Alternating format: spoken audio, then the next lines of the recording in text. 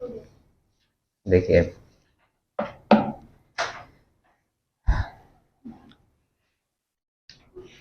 जो भी आज नए आए हैं पहले उनको बता दे रहे हैं।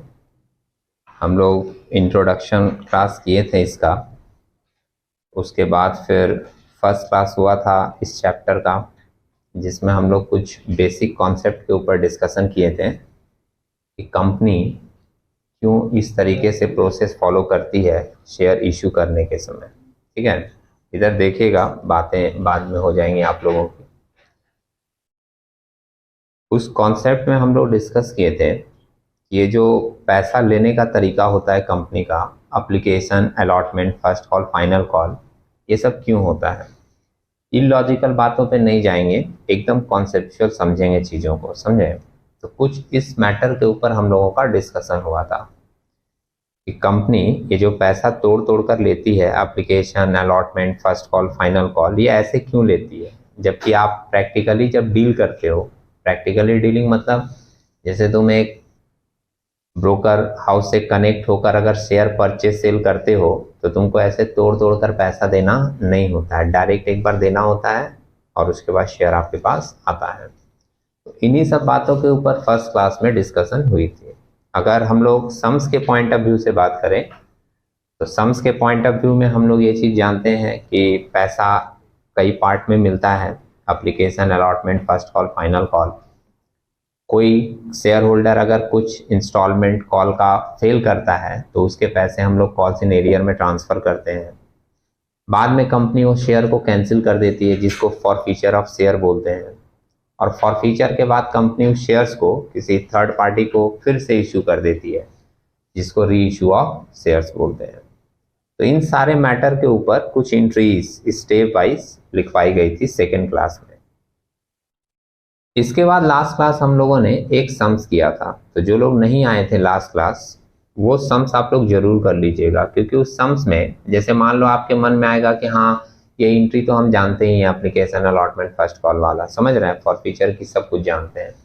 लेकिन उस सम्स में एक पॉइंट ऐसा है, 5 मिनट का डिस्कशन, लास्ट 5 मिनट का एक, जिसमें आपको एक पॉइंट सीख के रखना है और उस तरीके का आपको 3 पॉइंट सीखना है। तो मैंने लास्ट डे भी कहा था उस सम्स में कि उसमें हम लोग एक पॉइंट सीखे हैं, वो आप लोग जरूर देख लीजिएगा। अगर आपको ऐसा लगे कि इंट्रीज तो हमको आता भी है, हम खुद से कर लेंगे, तो भी आप उस पॉइंट्स को एक बार जरूर देख लीजिएगा।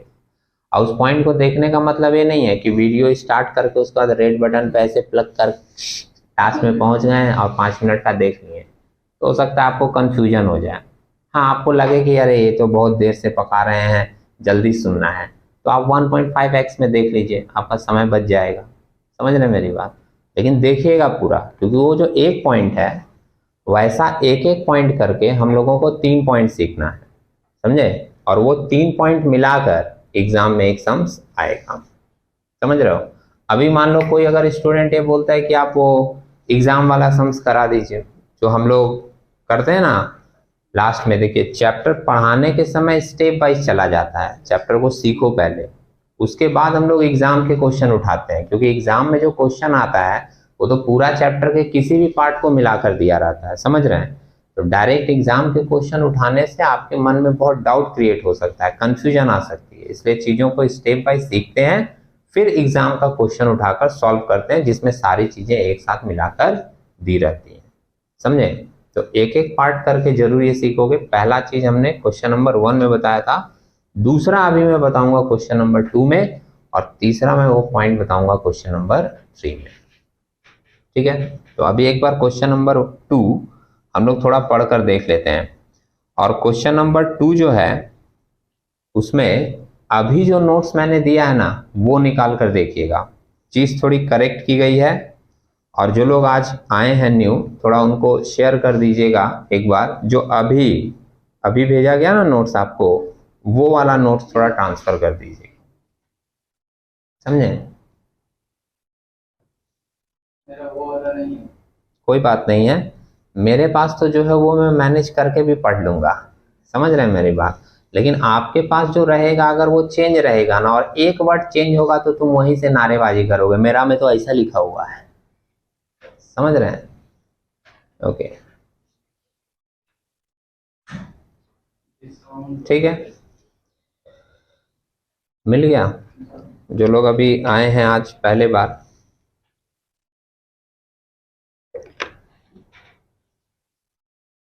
क्वेश्चन नंबर 2,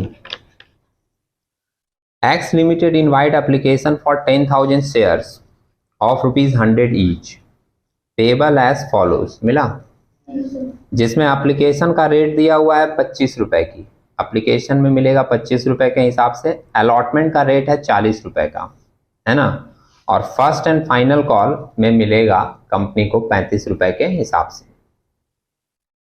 नीचे के पैराग्राफ में मेंशन है the application were receive for 9,000 shares.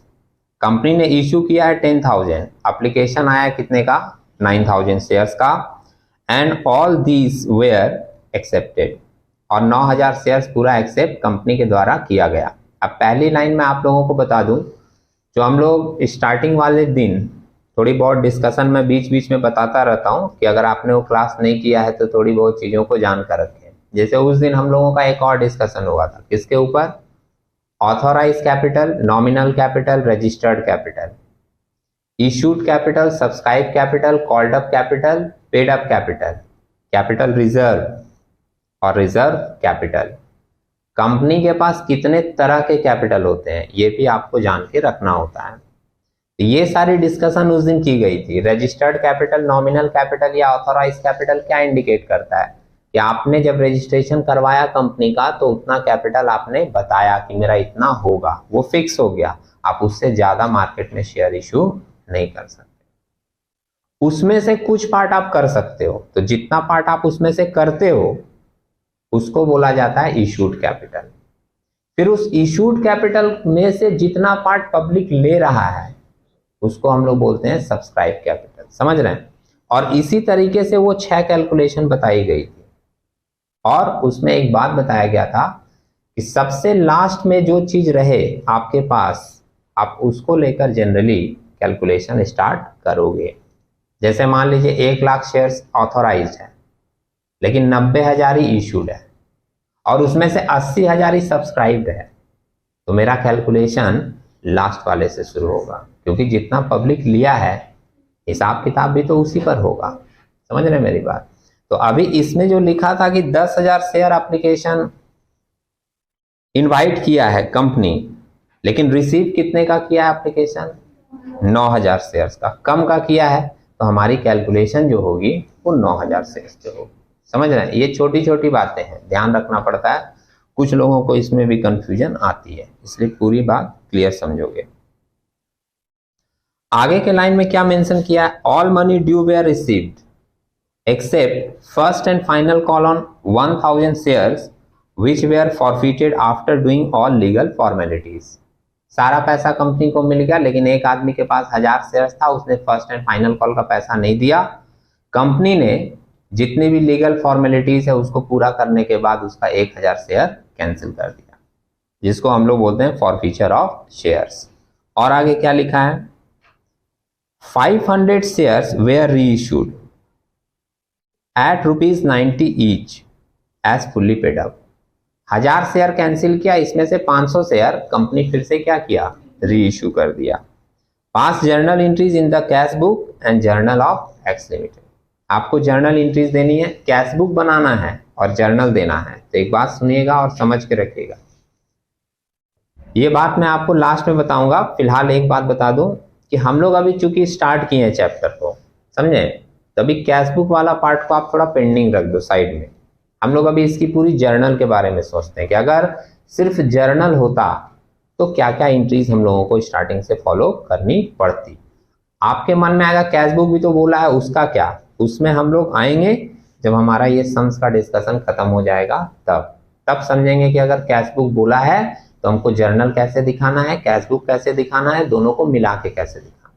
समझ रहे हैं? अभी हम लोग शुरू किए हैं, तो जितना समझे हैं उसके हिसाब से जितनी एंट्रीज होती है वो पूरा फॉलो कर, ठीक है। अच्छा, सम्स आप लोग पढ़ लिए, समझ भी गए। अगर एक एक एंट्रीज पढ़ने के लिए बोलेंगे तो पढ़ लोगे। स्टार्टिंग से बोलते हैं पढ़िएगा, ठीक है, और थोड़ा सा जोर पढ़िएगा जिससे आवाज यहां तक आए। मैंने उतना भी नहीं, वो तो अनिकेत अकेले ही पढ़ेगा तो सबके बराबर पढ़ देगा। खैर, in the books of x limited journal, हम लोग स्टार्ट करते हैं step wise. Step wise in the sense कि इसकी जो जर्नल होगी उसमें कंफ्यूजन मत मन में लाइएगा कि कैसे समझेंगे कि यहां से करना है, वो ऑर्डर वाइज ही होता है, समझे। पहला पैसा एप्लीकेशन का ही आएगा, पढ़िए आप क्या लिखे हैं। Bank account debit to share application account credit. Okay, 25,000 being application money receive. ठीक है, शुरुआत का समय थोड़ा हम लोग नरेशन लिखते हुए चलते हैं, 3-4 सम्स कर लेंगे, आप समझ जाओगे नरेशन क्या है, उसके बाद हम बिना नरेशन लिखे हुए करेंगे, समझ रहे हैं। नरेशन लिखना थोड़ा टाइम कंज्यूमिंग होता है, उससे हम लोग और आगे क्लास में बढ़ सकते हैं, ठीक है। लेकिन शुरू में हम 2-3 सम्स लिख के बता देंगे, जिन लोगों को डाउट रहता है वो लोग अपना समझ लेंगे कि कैसे लिखना है। और नरेशन लिखने से आपको एक चीज और समझ में आता रहेगा, क्या क्लियर रहेगा कि एंट्री किस चीज की है। जैसे जब तक इन्होंने एंट्री पढ़ा था bank account debit to equity share application account, matter clear नहीं है, लेकिन जैसे इन्होंने कहा बीइंग एप्लीकेशन मनी रिसीव्ड, समझ गए एप्लीकेशन का पैसा आया है। 9,000 शेयर्स पे आया था, 25 रुपया करके रेट दिया था, मल्टीप्लाई करोगे वैल्यू आ जाएगा 2,25,000। और ऐसे कैलकुलेशन दिखाओगे ब्रैकेट में, समझ रहे हैं। आईएससी सीबीएसई से जो लोग पढ़कर आते हैं ना, उन लोगों को कैलकुलेशन दिखाने का आदत होता है, क्योंकि उन लोगों को सिखाया जाता है बचपन से, लिखो सब लिखो, बगल में लिखो, साइड में लिखो, सब कैलकुलेशन दिखाएगा, आता है कि नहीं। लेकिन जो WB वगैरह से पढ़कर आते हैं वो लोग ये सब लिखना जरूरी है क्या, पहला क्वेश्चन यही पूछता है वो लोग, समझ रहे मेरे बात। और अगर हम बोल भी दें कि हाँ बाबू ये लिख के दिखा देना ना, फिर भी 10 में से 7 लोग लिखेगा, 3 लोग के मन में रहेगा, कुछ जरूरी थोड़े ही, जरूरी है भाई। तुम अपने मन से पूछो ना कि तुम डायरेक्ट लिख दिए 2,25,000 और एग्जामिनर यहाँ पे राउंड करके क्वेश्चन मार्क उठा देगा, कहां से लिखे हो, समझ रहे मेरी बात। इसलिए क्या है ना, कैलकुलेशन जहां भी दिखाया जाए उसको दिखाने की कोशिश कीजिएगा, ठीक है। Equity share application account debit to equity share capital account credit 2,25,000 being application money transfer to share capital account as per board resolution number dated. ये जो हम लोग जितना भी रिसीव किए, सम्स में मेंशन किया हुआ था कि हम लोग कोई एक्स्ट्रा रिसीव नहीं किए हैं, तो वो पूरा का पूरा यही 2,25,000 ट्रांसफर हो जाता है किसमें, कैपिटल में, और उसकी एंट्री बनती है application account debit to share capital, समझे। और आप सिंपली अगर कॉन्सेप्चुअली भी समझना चाहें, याद करना चाहें तो कर सकते हैं। आप इसको ट्रांसफर कर रहे हो, अकाउंट्स का सिंपल नियम है, किसी चीज को ट्रांसफर करोगे वो क्रेडिट से डेबिट हो जाएगा, और डेबिट का है तो क्रेडिट हो जाएगा। तो ये क्रेडिट से डेबिट हो गया, और पैसा जा रहा है कहाँ, कैपिटल में। कैपिटल बढ़ेगा, कैपिटल लायबिलिटी होता है, लायबिलिटी जब बढ़ता है क्रेडिट होता है, समझ रहे हैं। तो ये हो गया कैपिटल क्रेडिट 2,25,000। और एक बात बताई गई थी, जो लोग नए हैं वो लोग एक बार सुन लें, शायद आप जानते भी होंगे, रिमाइंड हो जाएगा कि जितनी एंट्रीज में कैपिटल वर्ड आएगा वहां आपको एज ए फॉर्मेलिटीज एक लाइन नरेशन में लिखना पड़ेगा, as per board resolution number ... dated ... ठीक है। मतलब कंपनी के जिस बोर्ड रिजोल्यूशन में ये पास होता है उसका नंबर और उसका डेट यहाँ पर मेंशन करना पड़ता है। क्योंकि सम्स में होता नहीं है इसलिए हम लोग ... करके दिखा देते हैं। लेकिन आप नोटिस करना कि जितनी बार कैपिटल आएगा उतनी बार ये नरेशन लिखा जाएगा। और अगर मान लीजिए किसी में मैं ना लिखूं, एक में मैंने नहीं लिखा है, तो आप ये ध्यान रखिएगा कैपिटल वाले में आपको ये बात लिखनी है। धीरज तो ये बात सुन सुन के बोर भी हो गया है और मन ही मन सोच रहा है कि कितनी बार बोलिएगा, लेकिन नए लोग जुड़ते रहेंगे तो आपको ये बातें बताते रहना पड़ेगा। ये एक टीचर का कर्तव्य है, समझ रहे हैं मेरी बात। तुम जो सोच रहे हो वो अपने हिसाब से सोच रहे हो, लेकिन जब एक टीचर सोचता है तो 20, 25, 50, 100 को देख कर सोचता है कि हमको सबको साथ लेके चलना है, समझे मेरी बात। Okay, equity share allotment account debit. एक मिनट होल्ड करो, रिलैक्स। आप पढ़ो क्या है दूसरा, तीसरा entry. Equity share allotment account debit to equity share capital account 3,60,000 being allotment money due as per board resolution number and dated. Okay, ये application money receive करने के बाद हम लोग नेक्स्ट एंट्री करते हैं अलॉटमेंट मनी ड्यू का। मतलब अब जो सीरीज चलेगा, पहले एप्लीकेशन मनी रिसीव होता है ना, उसके बाद अलॉटमेंट से जब शुरू होता है तो सीरीज स्टार्ट हो जाता है कैसे, आप देखोगे एंट्रीज मैंने भेजा था, जो लोग नहीं आए थे देखे होंगे, मैंने साइड में लिखा था शॉर्ट में, सारे एंट्रीज में लिखा है कि पहला होगा रिसीव का, फिर होगा ट्रांसफर की एंट्री, फिर होगा नहीं, पहला होगा रिसीव का, दूसरा था रिफंड का, होल्ड करो, पहला था रिसीव का, दूसरा था रिफंड का, तीसरा था रिजेक्ट एडजस्टेड विथ अलॉटमेंट, तीसरा, चौथा था हम लोगों का ट्रांसफर का। ये 4 एंट्री एप्लीकेशन की ऐसे थी, लेकिन उसके बाद आप देखोगे तो सारे एंट्री में लिखा हुआ था due received, due received, due received. तो अलॉटमेंट से जो हमारा सिस्टम चलता है वो कैसा चलता है, ड्यू रिसीव का। ठीक है, ये अलॉटमेंट मनी ड्यू हो गया। और 3,60,000 कैसे लिखे वो आप लिख दीजिएगा, बोलो। 9,000 शेयर्स था ना, और इसका रेट था कितना, 40 का। ये ड्यू हो गया। और उसके बाद रिसीव किए, रिसीव करने की एंट्री सिंपल है, पैसा आएगा आपका बैंक अकाउंट, डेबिट होगा, है ना। पढ़ो, दिख रहा है, पढ़िए। Bank account debit to equity share allotment account, being allotment money received. ठीक है, कोई फेलियर नहीं था, तो जितना ड्यू आप किए 3,60,000 वो पूरा का पूरा रिसीव कर लिए। नेक्स्ट एंट्री क्या है, equity share first call and final call account debit to equity share capital account 3,15,000 being first and final call money received as per board resolution number। Okay देखो थोड़ा सा घबरा के पढ़ दी वो, ये रिसीव का एंट्री नहीं था, ड्यू का एंट्री था, है ना। या ऐसा की होगी कि एंट्री ये पढ़ दी होगी, नरेशन इसका पढ़ती होगी। ओके वापस देख लेते हैं। ये जो है हमारा ड्यू का एंट्री है, equity share first and final call account debit to equity share capital account. ठीक है, being first and final call money due as per board resolution number dot dot dated dot dot. ठीक है, और ये 3,15,000 कहां से आया, 9,000 शेयर्स है और रेट क्या था 35 का। अब जब रिसीव होगा, मैंने अमाउंट नहीं लिखा इसीलिए क्योंकि रिसीव में आप थोड़ा सोच के लिखिएगा, है ना। रिसीव की एंट्री लिखे क्या है पहले ये बताओ। Bank account debit calls in arrear account debit to equity share first and final call account call money received.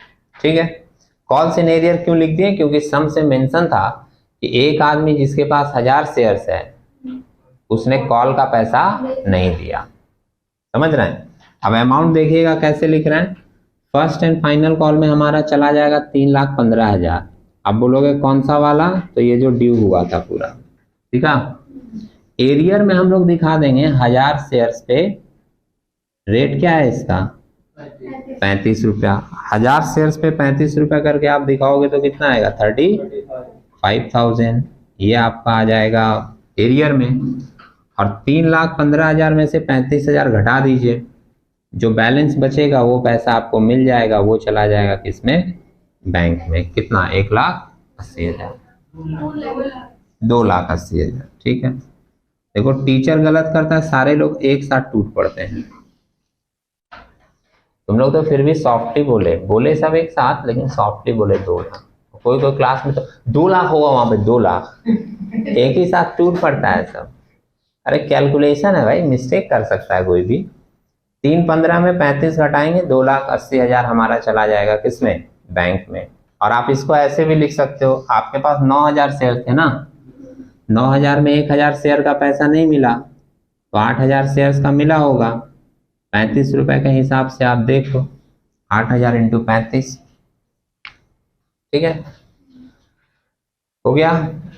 अब बोलो सुमित, ये सारा एंट्रीज हो गया फाइनल कॉल तक। अब नियम है कि जो 1,000 शेयर्स पे आपको कॉल मनी नहीं मिला था उसको आपको कैंसिल करना है। फॉरफीचर आपको याद होगा, फॉरफीचर के लिए आपको बोला गया था कि एंट्री करनी है एक, लेकिन आपको अलग अलग एंट्री लिखवाई गई थी। जो लोग नहीं आए थे वो लोग सुन लीजिए, जब एंट्री लिखिएगा तो आपको चीज मिल जाएगा।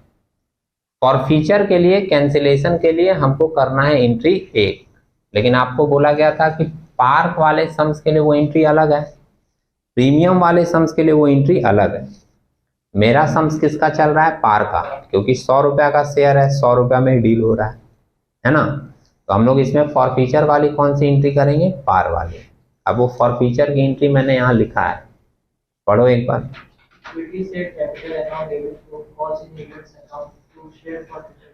ठीक है, 1000 shares for split as per board resolution number dated. Clear है। अब जरा अमाउंट बता दें आपको कि अमाउंट कैसे लिखेंगे। एक एंट्री में डेबिट एक रहता है, एक क्रेडिट, तब तो अमाउंट लिखने में कोई दिक्कत नहीं रहता है, वहां भी 360 यहाँ भी 360। लेकिन जब ऐसे टूटता है ना, तो वहां अमाउंट थोड़ा सोच कर लिखना पड़ता है कि नहीं। आप बताओगे इक्विटी शेयर कैपिटल में हम लोग 1000 शेयर कैंसिल कर रहे हैं ना, नहीं दिखेगा भाई तो बोल रहे हैं, सुन के भी लिख सकते हो। जितना शेयर फॉरफिटेड होता है वो लेते हैं, number of share forfeited into paid up value of each share. एक शेयर का पूरा पेड अप वैल्यू कितना है? 100 रुपया। जो फेस वैल्यू है वही यहाँ पर पेड अप वैल्यू है, ध्यान रखिएगा। जैसे ये वर्ड अलग अलग है, फेस वैल्यू है 100 रुपया, पेड अप वैल्यू भी सम्स में है 100 रुपया। किसी किसी सम्स में इसको केयरफुली देखना पड़ता है, ये सोच के मत ले लेना कि वो 100 रुपया जितना है पूरा लिया जा रहा है। अगर इस तरीके से याद रखोगे, आगे किसी सम्स में गलती करोगे। इस सम्स में फेस वैल्यू है 100 रुपया और पेड अप वैल्यू भी है पूरा कितना? 100 रुपया, इसलिए 100 लिया गया।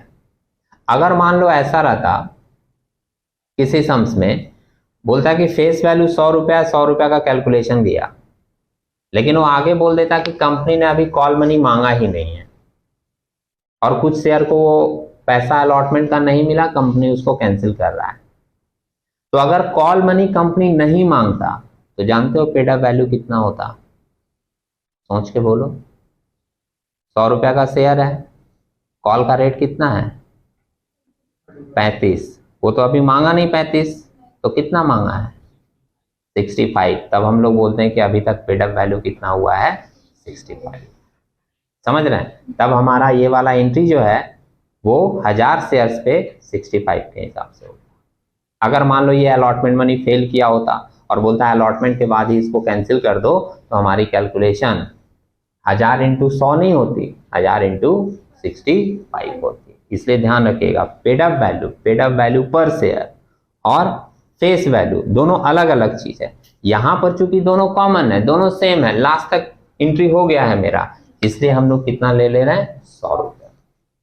समझ रहे हैं? ये सारी बातों को याद रखोगे तो मिलाकर जब एक बड़ा सम्स बनेगा, आपको उसमें तनिक भी परेशानी नहीं होगी। सम्स बहुत क्रिटिकल रहेगा, उसमें सब कुछ भर देगा, लेकिन इतना स्मूथ जाओगे ना, दिक्कत नहीं होगा। समझे? हाँ, तुम ये बोलोगे कि इसमें बहुत कुछ भर दिया है, मगर ये भी बोलोगे कि हाँ समझ में आया है। खैर, तो ये आप देख लिए equity share capital account debit. Calls in arrear, उसमें तो डायरेक्ट यहाँ से हम लोग ले सकते हैं। एरियर कितने का हुआ है? तो 35,000 ये क्रेडिट में आएगा भाई। ये होगा कितना? 10,000। 35,000 क्रेडिट में आया और 10,000 में से 35,000 घटाकर नेट कितना बचेगा? अच्छा, ये 1 लाख होगा, तो 1 लाख में 35,000 घटाकर कितना बचेगा? ये चला जाएगा आपका शेयर फॉरफिचर में।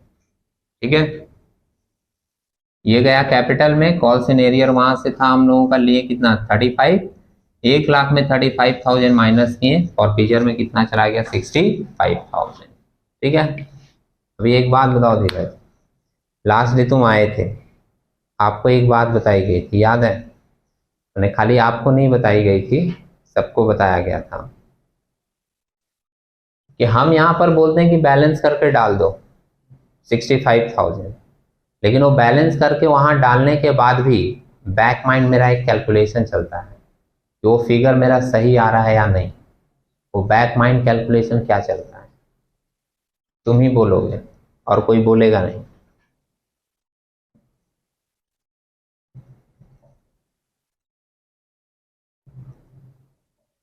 जल्दी बोल भाई, कोई इंतजार थोड़ी करेगा। जो लोग वीडियो देखेगा ऐसे 10 सेकंड भगा देगा, कौन बैठा है वे बोल नहीं रहा है ऐसा बोल देगा, समझ रहा है? तुम्हारे साथ साथ मेरे को भी सुनना पड़ेगा 2 बार। अच्छा खैर छोड़ो, तुम नहीं बोल सकता पास कर दे। वो एक्साइटेड है बोलने के लिए, बोलेगा अनिकेत? बोलोगे? सर वही सर 25 इंटू 1000 का ना 25,000 आ जाएगा। उसके बाद अलॉटमेंट का डालना पड़ेगा हमको 40 इंटू 1000 तो 40 दोनों का ऐड करके 65,000। क्या बात है, क्या बात है, हम भी भूल गए तो सर वो जोड़ जाड़ के किए। अच्छा देखो अब बता रहे हैं याद आ गया है, सही बात है, वो जो भी बोला है एकदम करेक्ट है। एक्चुअली हम लोग एक बैक माइंड कैलकुलेशन करते हैं कि ये 65,000 हमारा कैसे आ रहा है। आपको फॉर फीचर का मीनिंग क्या बताया गया है कि फॉर फीचर के केस में कंपनी आपका शेयर कैंसिल कर देती है क्योंकि आपने उसको एक पैसा नहीं किया। शेयर कैंसिल करने का मतलब है कंपनी के पास वो शेयर आ गया, तुम्हारा 1000 शेयर वो ले ली, और प्लस तुम जो पैसा कंपनी को पहले दे चुके थे वो पैसा भी कंपनी तुमको रिफंड नहीं करेगी। समझ रहे हैं? इसी को हम लोग बोलते हैं for feature. For feature literally means penalty for a breach of a contract. अगर आपने कोई कॉन्ट्रैक्ट तोड़ा तो आपको एक पेनाल्टी देनी पड़ेगी, उसको हम लोग बोलते हैं फॉर फीचर। अब पेनाल्टी क्या है? जैसे जब आपने शेयर के लिए अप्लाई किया था तो आपके और कंपनी के बीच एक कॉन्ट्रैक्ट हुआ था कि हम आपको 1000 शेयर देंगे और तुम हमको 100 रुपया करके पूरा पैसा दोगे। लेकिन तुम क्या किए, 2 इंस्टॉलमेंट देने के बाद फेल कर गए, मतलब तुमने कॉन्ट्रैक्ट तोड़ा। अब कॉन्ट्रैक्ट तोड़ने के बाद वहां बाबू भैया वाला बात नहीं है, अरे ऐसा हो गया, दिक्कत है, समझिए, ठीक है, मामा बीमार है, फुआ का तबीयत खराब है, पूरा परिवार जो है जूझ रहा है, ऐसा मत कीजिए, दे दीजिए, ऐसा कुछ नहीं है। समझ रहे हैं मेरी बात? ऐसा कुछ भी नहीं है। कंपनी सिंपली क्या करेगी, बोलेगी आपने कॉन्ट्रैक्ट तोड़ा है, आपको पेनाल्टी देना पड़ेगा। तुम इतना रो रहे हो तो चलो हम तुमसे कोई पेनाल्टी नहीं लेंगे, तुम्हारा जो पैसा जमा है वही नहीं देंगे वही पेनाल्टी हो गया। समझ रहे हैं मेरी बात? तो तुम जो पैसा उसको ऑलरेडी दे चुके थे वो कंपनी तुमको रिफंड करेगा नहीं, वही रख लिया, वही हो गया फॉर फीचर। समझ रहे हैं? और वही पैसा ट्रांसफर होता है शेयर फॉर फीचर। तो हम लोग भले ही बोले कि यहाँ बैलेंस करके डाल देंगे, लेकिन बैक माइंड कैलकुलेशन चलता है कि ये वही वाला पैसा है ना जितना हम लोग उसका रख लिए थे। अब आप सुनना एक बार, उसकी बात तुमको समझ नहीं आई होगी तो मैं बता देता हूँ वो क्या क्या हिसाब किताब जोड़कर बताया है ना। ऐसा बोलता है तो कभी कभी लगता है क्या बोल रहा है, मैंने तुमको नहीं बोल रहा है अनिकेत, कोई भी बच्चा। क्लास में क्या होता है कि लोग टीचर की बातें सुनना पसंद करते हैं, है कि नहीं? अगर दूसरा स्टूडेंट से पूछो, भले वो बच्चा सही बोल रहा है लेकिन कुछ कुछ स्टूडेंट उसका सुनने में इंटरेस्टेड नहीं होता, वो काहे सुनेंगे, इनका सुनेंगे। सही है।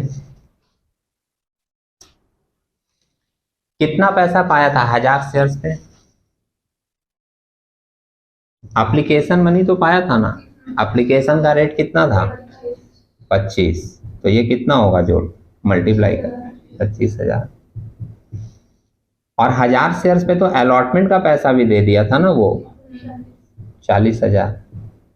कॉल मनी फेल किया था तो टोटल वो कितना दे दिया था? 65,000 जो कंपनी रख लिया, और यही पैसा चला जाता है किसमें? Share for feature. समझे? ये हमेशा बैक माइंड कैलकुलेशन करते हुए चलोगे, ठीक है? ओके, फॉर फीचर हो गया।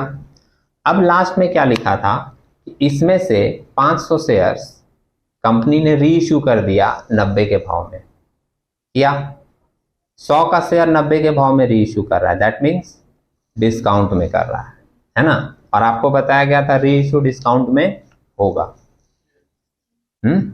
तो री इश्यू के लिए भी आपको 3 एंट्री लिखवाई गई थी, उसमें पार का अलग था, प्रीमियम का अलग था, डिस्काउंट का अलग था। जब आप लिखोगे देख लोगे, समझ रहे हैं? तो पार का नहीं करेंगे, प्रीमियम का नहीं करेंगे। मेरा सम्स किसका है? 100 का 90 में हो रहा है ना, डिस्काउंट वाला, तो डिस्काउंट वाली एंट्री करेंगे। अब ये डिस्काउंट वाली एंट्री लिखे हैं, पढ़ो धीरज, क्या लिखे हैं? Bank account debit to share for feature account debit to share capital account. सब में टू बोल दे रहा है भाई। Bank account debit, share for feature account debit to equity share capital account, ये एंट्री है, समझे? कोई बात नहीं है, ऐसा हम लोग बोलते हैं कभी कभी, तो फ्लो में बोलते चले जाते हैं। अच्छा, और सबसे बड़ी एक आप जानते हो अच्छी चीज क्या होती है, जो आदमी बोलता है ना उसको पता नहीं चलता कि हम ऐसा बोल रहे हैं, और सामने वाला आदमी को ऐसा महसूस होता है कि हाँ ये बात बोला, समझे। रास्ते में खड़े होकर हम लोग 4-5 लोग बात कर रहे थे, तो उसमें एक टीचर कम्युनिटी था, उसमें एक टीचर बोल रहे थे ना, तो बार बार जो है अब्यूज यूज कर रहे थे एक लाइन में। ऐसा बात नहीं है, इन सब चीजों से शिक्षक समाज जो है वो बहिष्कृत नहीं है, वो भी यूज करता ही है। तो मैंने उनको बोल दिया, सर आप पब्लिक प्लेस में खड़े हैं, आप बार बार ये वर्ड बोल रहे हैं, सही नहीं है। वो हमारे ऊपर भड़क गए, हम बोले ही नहीं ये बात। कम से कम 5 लाइन में वो 6 बार यूज किए, क्योंकि जो आदमी बोलता है ना उसमें उनकी गलती नहीं है, कोई प्रॉब्लम नहीं है। वो भड़क गए हमसे हट्टे कट्टे भी थे, तो हम सोचे ज़्यादा बहस करना ठीक नहीं है, भड़का हुआ आदमी है, उसमें उनकी गलती नहीं है। क्यों गलती नहीं है? क्योंकि जब आप कोई एक वर्ड को बहुत बार यूज करते हो ना, तो आप उसको एक नॉर्मल वे में बोलते हो, और कभी कभी आप बोलते हो आपको पता नहीं चलता कि मैं वो वर्ड बोल रहा हूं, लेकिन तुम्हारे मुंह से वो शब्द निकल रहे हैं। ऐसा तुम नोटिस करना कभी होगा, जिस शब्द को तुम सबसे ज्यादा बोलते होगे, देखोगे कॉमन पाथ में भी वो क्या रहेगा, निकल जाएगा, समझ रहे। जैसे 1-2 स्टेट हैं, वो लोग हर एक लाइन में एक गाली यूज करते हैं, है ऐसे 2-3 स्टेट। और उसमें क्या है, मैं किसी पर्सनल में नहीं जाऊंगा, नहीं तो वो जितने भी हैं वो बौछार पड़ जाएगा मेरे ऊपर। और हैं, मैं भी पार्टिकुलर जिस डिस्ट्रिक्ट से बिलोंग करता हूँ, मैंने जिस स्टेट के जिस डिस्ट्रिक्ट से बिलोंग करता हूँ, वहां भी हर एक लाइन में एक वर्ड यूज किया जाता है। एक आदमी हमसे पूछा था कि आप किस डिस्ट्रिक्ट से हैं, हमने कहा कि भाई हम गया डिस्ट्रिक्ट है। बोला नहीं, तुम गया के नहीं हो सकते। 10 बार हमको बोला तुम नहीं हो सकते। हमने कहा क्यों? 10 बार हम क्यों बोले, लेकिन वो बोला तुम हो ही नहीं सकते। तो झल्ला के मेरे मुंह से भी वो शब्द निकल गया। तो बोला हाँ अब तुम गया जिला का। समझे कि नहीं? क्योंकि तुम्हारे मुंह से जब तक वो शब्द नहीं निकल रहा है, तुम उस पार्टिकुलर जगह से बिलोंग नहीं कर रहे। अरे क्या है शब्द? आप यहाँ पे फोकस करें कि बैंक अकाउंट डेबिट हो रहा है भाई, कितने रुपए से होगा? 500 शेयर इशू हो रहा है ना, 90 रुपए के भाव से भाई, तो 9×5 = 45,000 ना। डिस्काउंट कितना कट रहा है? 10 रुपया। तो जो डिस्काउंट का पैसा है वो शेयर फॉर फीचर से एडजस्ट हो जाता है, 500 शेयर्स पे 10 रुपया करके, ठीक है। 500 शेयर्स पे 10 रुपया करके कितना आएगा? 5,000। और इक्विटी शेयर कैपिटल में चला जाता है पूरा वैल्यू। 500 शेयर्स पे 100 रुपए के हिसाब से कितना चला आएगा? 50,000। और जो लोग आज फर्स्ट डे आए हैं उनके लिए मैं बोल दूं, यहाँ पर ध्यान रखिएगा, रीइश्यू के समय डिस्काउंट वर्ड मत यूज कीजिएगा। क्यों नहीं यूज करेंगे? क्योंकि कंपनी जितना पैसा रख ली है उसका ना शेयर फॉर फ्यूचर में दिख रहा है, उसी में से वो डिस्काउंट क्या करती है? दे देती है। समझ रहे हैं मेरी बात? जैसे कंपनी 5,000 का डिस्काउंट दे रही है, तो 5,000 क्या उसको अपने पॉकेट से जाना होगा क्या? नहीं, वो तो उस शेयर के ऊपर पहले ही रख चुकी है बहुत सारा पैसा किसी का, उसी में से निकाल के 5,000 दे देगी डिस्काउंट, ठीक है। इसके बाद एक और एंट्री होती है जो सम्स में मेंशन नहीं करेगा, लेकिन तुमको क्या है वो एंट्री खुद से करके दिखाना होगा। उस एंट्री को हम लोग नाम देते हैं कैपिटल रिजर्व की एंट्री, है ना। पढ़ो अनिकेत, लास्ट लाइन क्या लिखे हैं? Share for future account debit to capital reserve account. Being balance of share for future transfer to capital reserve account as per board resolution number dated. अच्छा, share for future में जो पैसा गया था उसमें से डिस्काउंट काटने के बाद जो पैसा बचेगा वो पैसा कंपनी ट्रांसफर कर देती है एक फंड में, जिसको हम लोग नाम देते हैं कैपिटल रिजर्व। समझे? देखिए छोटे छोटे क्वेश्चन है। कभी अगर मान लीजिए आपसे पूछा जाए कैपिटल रिजर्व कहाँ से क्रिएट होता है, तो एक लाइन आप बोल सकते हो यहीं से कि फॉरफिटेड शेयर्स का री इशू करने के बाद जो बचा हुआ पैसा ट्रांसफर होता है जिस फंड में, उसको हम लोग नाम देते हैं कैपिटल रिजर्व। समझ रहे हैं मेरी बात? ठीक है। अब यहां पर ये एंट्री करने के बाद इसमें एक अमाउंट लिखना है। लास्ट डे हम लोग क्या किए थे, लास्ट डे वाले सम्स में देखिएगा बोर्ड पे, शेयर फॉर फ्यूचर में मेरा यहाँ अमाउंट कितना है 65,000 दिखा। इस 65 में डिस्काउंट कितना दिया यहाँ पर 5,000 दिख रहा है। तो हम लोग लास्ट डे वाले सम्स में तुम लोग देखोगे ना वो सम्स, तो आपको मिलेगा कि हम लोग 65 में सिंपली सोचे 65,000 कंपनी रखा, उसमें से 5,000 डिस्काउंट दे दिया, तो बचा कितना 60,000। वो 60,000 रुपया फंड में डाल दिए। लास्ट डे वाले सम्स में, मैं तीसरी बार बोल रहा हूँ, ऐसा हुआ था। समझ रहे हैं? लेकिन इस सम्स में अगर कोई ऐसा करेगा उसका गलत हो जाएगा। अगर कोई ऐसा कर दिया लास्ट डे वाले सम जैसा कि 65,000 फॉर फ्यूचर है, 5,000 डिस्काउंट दिया, काट दो और काट के 60,000 रुपया डाल दो कहाँ कैपिटल रिजर्व में, अगर ऐसा कोई भी किया पिछले सम जैसा, उसका गलत हो जाएगा। समझ रहे हैं? क्योंकि आपको एक पॉइंट नोटिस करनी पड़ेगी यहाँ पर। पॉइंट क्या है? पिछले दिन जितना शेयर हम लोगों का फॉरफिट हुआ था उतना ही शेयर हम लोगों का री इश्यू भी हुआ था। सुने मेरी बात? क्वेश्चन है आपके पास? क्वेश्चन है ना? उसमें क्वेश्चन नंबर 1 आप देखो एक बार और उसका अंतिम लाइन पढ़ो कि उसमें कितना शेयर फॉरफिट हुआ था।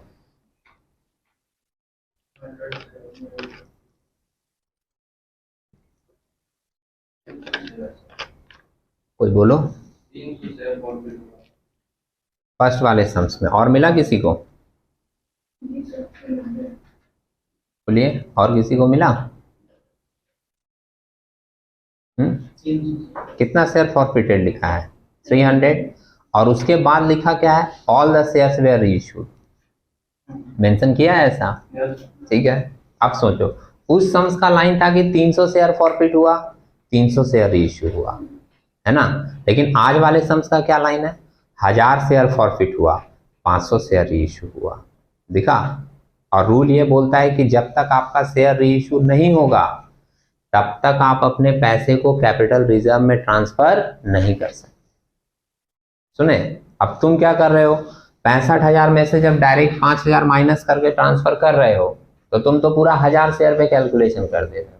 नहीं, ये जो 65,000 है ये तो 1000 शेयर का है, और ये जो डिस्काउंट है ये 500 शेयर्स का है। आप 1000 शेयर वाला कैलकुलेशन किसके साथ कर दे रहे हो? 500 शेयर्स का। तो अगर आप मैथमेटिकली भी सोचोगे, आपका अकाउंट्स का कॉन्सेप्ट मत लगाओ, कंपनी लॉ के बारे में मत सोचो, आप मैथमेटिकली भी सोचोगे तो आपका ये सही नहीं है, क्योंकि आप 1000 के कैलकुलेशन वाले को किससे कंपेयर करके ले रहे हो? 500 वाले से। समझ रहे हैं? तो हम लोगों को क्या करना होगा, एक लाइन का एक कैलकुलेशन देखिएगा यहाँ पर, इसको वर्किंग नोट 1 बोलकर दिखा रहे हैं। अमाउंट फॉरफिटेड फॉर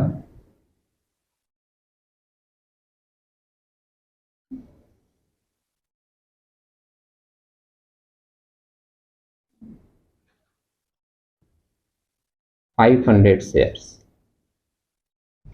65,000 जो है वो कितने का है? 1000 का। तो इसमें से 500 का कितना होगा? आधा हो जाएगा। आधा कितना आएगा? 32,500।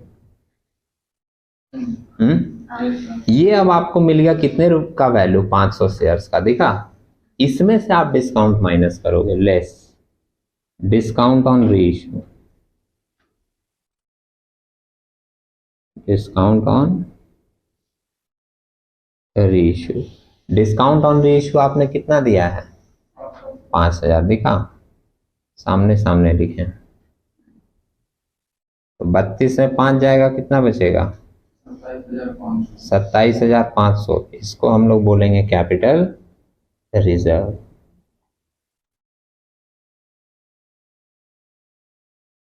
ठीक है?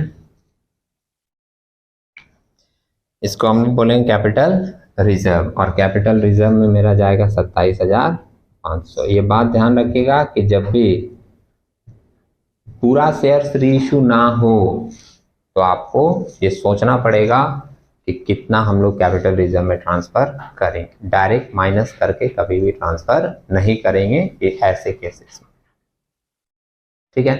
अब एक लास्ट बात सुन लीजिए, ये हमारा जर्नल कंप्लीट हो गया, क्लियर है।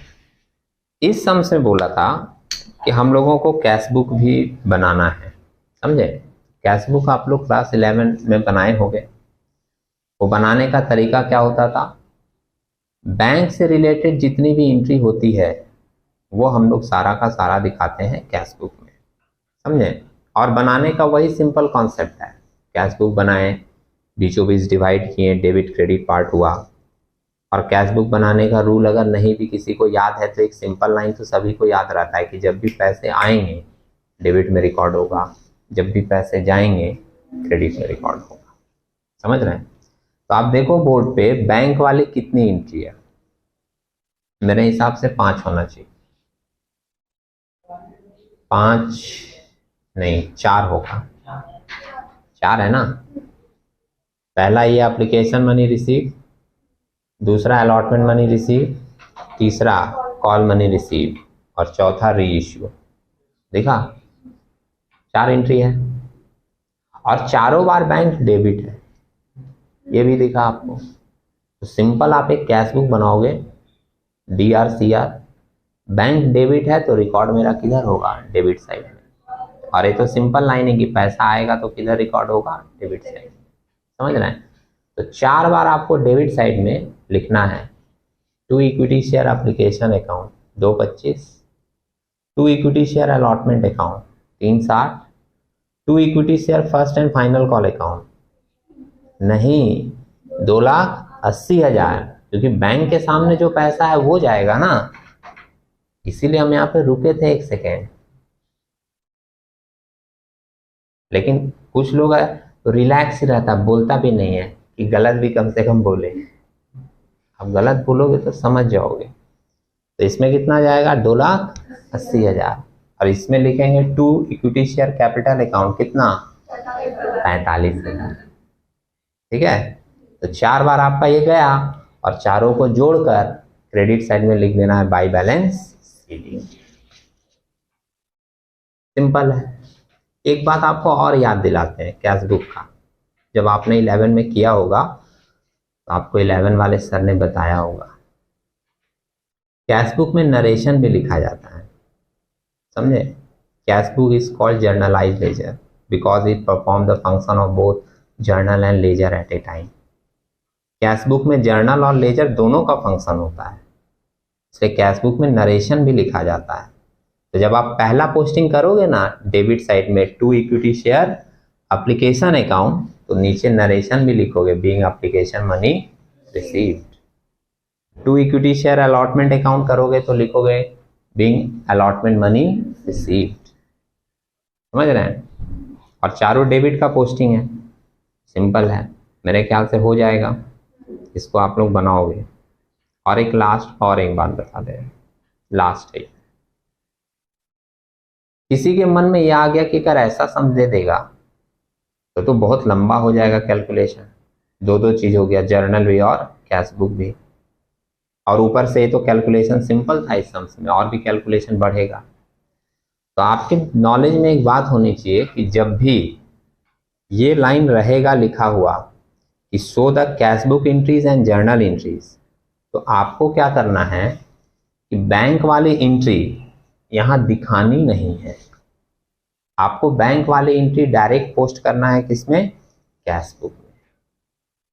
सुने मेरी बात, कुछ लोगों की निगाहें सरप्राइज भरी हैं तो मैं उनको फिर से बता देता हूँ।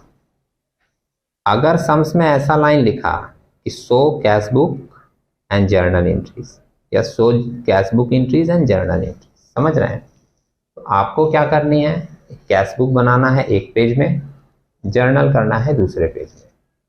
जितना भी बैंक वाला एंट्री होगा वो डायरेक्ट तुम कैश बुक में पोस्ट करोगे, उसको तुम यहाँ लिखोगे नहीं।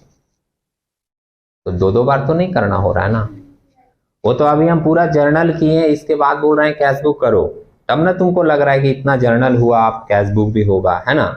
लेकिन अगर मान लो आप साथ साथ कर रहे हो तो ये एंट्री तुम्हारे दिमाग में होता, bank account debit to equity share application account, और तुम कैश बुक में जाते डेबिट साइड में लिखते to equity share application account, being application money receive इतना रुपया।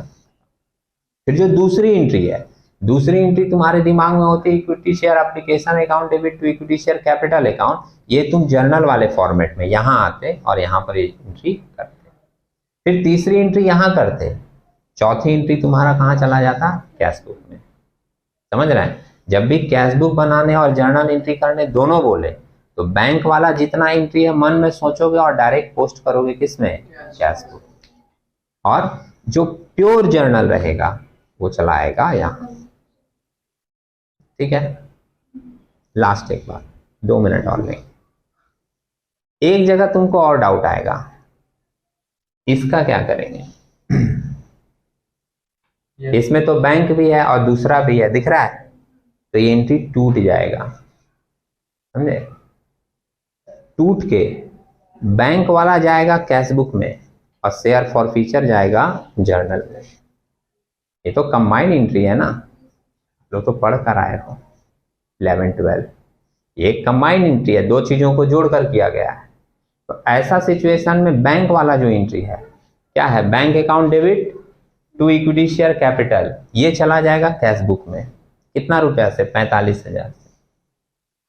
और इसके बाद ये इसको अलग करोगे अगर, तो एंट्री बनेगा share for future account debit 5,000 to equity share capital account 5,000। तो ये जो एंट्री बना इसमें तो बैंक नहीं है ना, share for future account debit 5,000 to equity share capital 5,000, अलग हुआ एंट्री 5,000 से। तो ये जब अलग हो रहा है तो ये वाली एंट्री यहाँ पर आपको दिखानी होगी, समझ रहे हैं। जहां पर भी ये दो चीज जुड़ कर रहे तो बैंक वाला वैसे ही सिंपल कैश बुक में जाएगा, और जो सेकंड वाला है उसका एंट्री आपको अलग से जर्नल में दिखाना पड़ेगा।